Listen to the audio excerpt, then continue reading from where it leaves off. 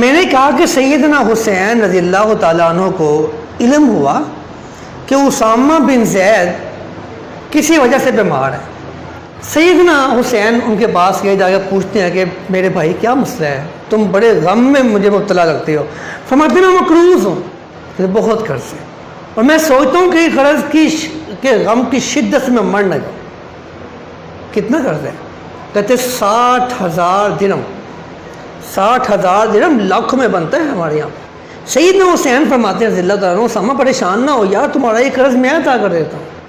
اگر آپ کو سیدنا حسین سے محبت ہے تو پھر سیرت کو کیوں نہیں اپناتے؟ کرے معاف لوگوں کو قرض ان کے لیے آسانیاں کریں. احب الاعمال الی اللہ ان یقضی عنہ دینا، کہ آپ کسی کا قرض اسے معاف کر دیں یا کسی کا قرض آپ ادا کر دیں، اللہ کا محبوب ترین عمل ہے.